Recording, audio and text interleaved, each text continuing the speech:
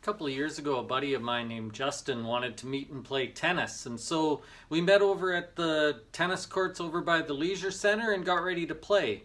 It was a Saturday afternoon and it was well over 30 degrees outside. I don't remember exactly how hot it was, but I do remember this, that I was sweating a lot. As Justin ran me around the court, I was just drenched. Fortunately, I had brought water with me, so at one of our breaks, I went and sat down and went to take a drink of my water, and I had washed the water bottle the night before and hadn't cleaned it out well enough, I guess, because my water tasted like soap, and it was just terrible. So I decided I didn't need to drink anything. I typically don't drink a lot when I play sports anyway, so I just thought, who cares? Well, Justin and I kept playing tennis in that 30-degree heat to the point where my shirt was soaked and it was covered in salt. I was sweating so much, but I was having a good time. I felt really good and we were enjoying ourselves, so we just kept playing. When we were done, I felt a little bit tired, but not really that bad. So I jumped in my truck and I drove home. And by the time I got home, I started to feel kind of lousy. My arms hurt and my legs hurt, and I just felt generally like there's this great big weight on me, and so I went into the house and my head started hurting, and I started thinking about the fact that I might be dehydrated. So I went to get some water and I could hardly drink the water. I just physically couldn't drink it. And I just felt worse and worse and worse, and I don't know where everyone else was, but I think Megan was downstairs at the time, so I was a little bit scared. I actually dragged myself downstairs and flopped down on a couch next to her just in case something bad was happening.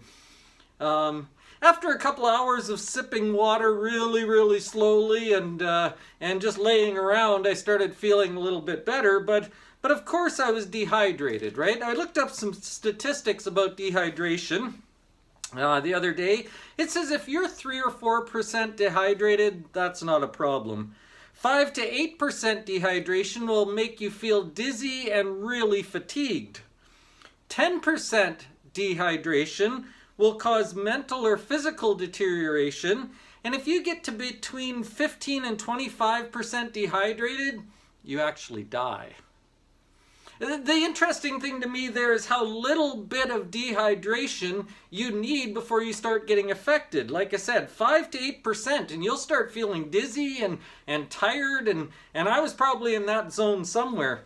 I found out later that when athletes get that way, a mom of a hockey player told me they usually give kids ice cubes to suck on because the ice cools them down, and then they intake that water fairly slowly, and that kind of rejuvenates them. You can't take a lot of water at all at once to bring yourself back up. You got to keep doing it slowly as you go. Why am I telling you all this? Well, I think that a lot of people are spiritually dehydrated. I think a lot of us are feeling down and are worn out and are feeling tired and are feeling discouraged. Because we have dehydrated ourselves spiritually.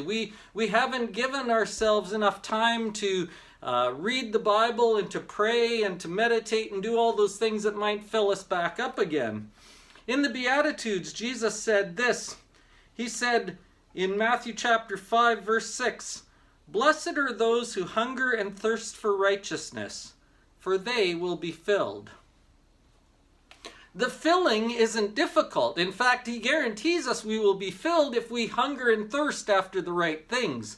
If we hunger and thirst after righteousness. If we don't allow ourselves to just become dehydrated and just sort of get by. But if we allow ourselves to be topped up, then we will have what we need. It takes very little loss of fluid to become physically dehydrated.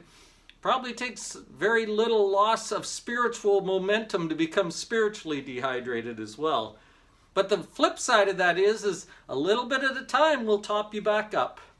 This week, maybe take a little bit of time to stop dwelling on what is bad and what you don't like and start looking at the Word of God, start praying to the God who's looking after you.